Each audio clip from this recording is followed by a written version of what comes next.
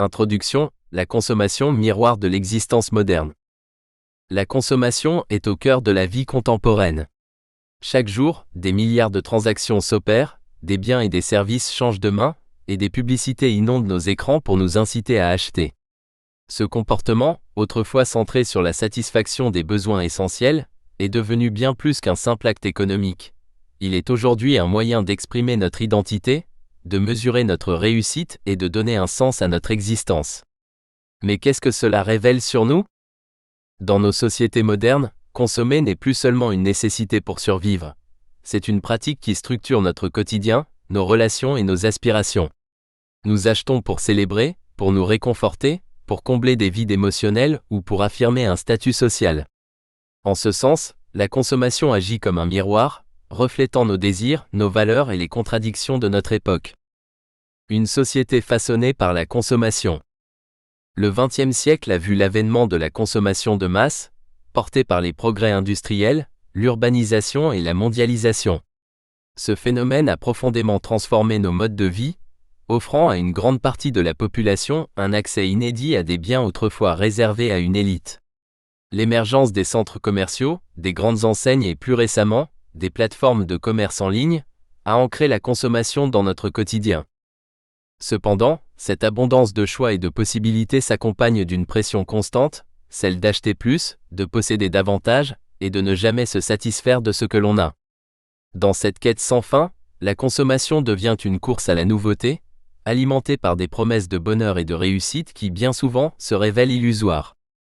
Consommer pour exister, une quête identitaire. Dans les sociétés modernes, consommer ne se limite plus à combler des besoins matériels. Cela devient un moyen de se définir, de s'intégrer et d'affirmer son individualité. Posséder une voiture de luxe, porter des vêtements de marque ou choisir des produits biologiques et locaux sont autant de façons d'exprimer qui nous sommes et ce que nous valorisons. À travers nos choix de consommation, nous envoyons des signaux sur nos goûts, nos aspirations et notre place dans la société. Cependant, cette quête identitaire par la consommation a un revers. Elle nous pousse souvent à confondre avoir et être. En cherchant à combler des aspirations profondes par des possessions matérielles, nous risquons de nous perdre dans une illusion de satisfaction.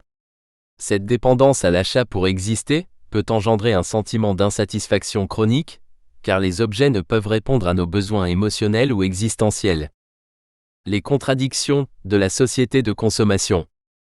Si la consommation a permis d'améliorer considérablement les conditions de vie et de démocratiser l'accès à de nombreux biens, elle a aussi créé des déséquilibres profonds. Les inégalités économiques, les crises écologiques et le stress liés à la pression sociale de consommer davantage sont autant de conséquences directes de ce modèle. L'impact environnemental.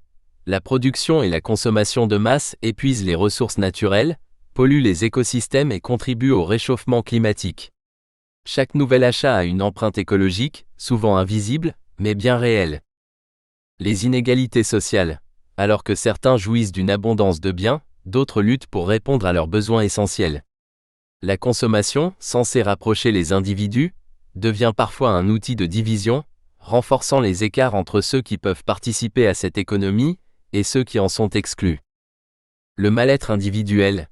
La surconsommation, loin de nous rendre heureux, peut créer de l'anxiété, de l'endettement et un sentiment d'insatisfaction permanente. L'obsession de posséder davantage masque souvent un vide émotionnel ou existentiel que les objets ne peuvent combler.